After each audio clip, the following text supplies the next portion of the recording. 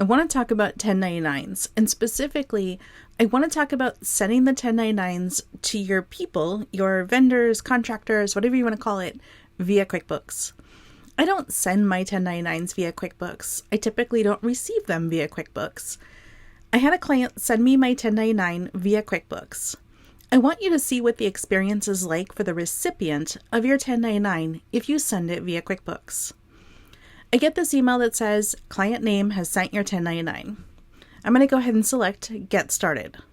The first thing it says is you can create an Intuit account or you can sign in. And I'm like, well, why don't I just sign in? I definitely have an account.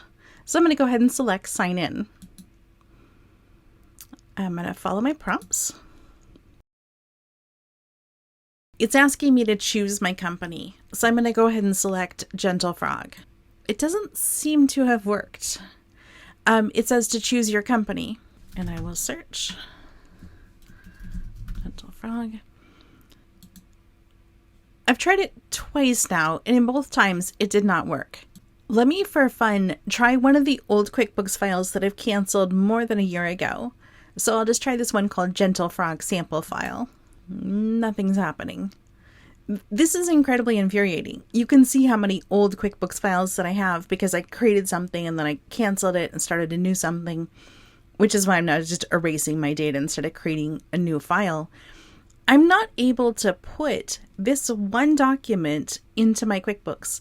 I'm not able to obtain this one document without creating a new company. So let's go ahead and follow the prompts to create a new company that I definitely don't want. It says your 1099 is ready to view. I'm going to go ahead and select Next. Enter your business name. I'm just going to say Rachel's 1099.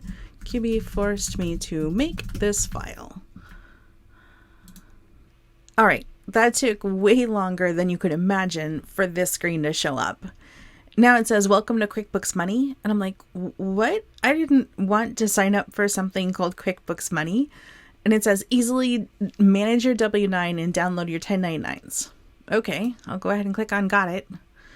It says, find your 1099s from each customer here. So I have to select my customer in the drop-down and my tax year.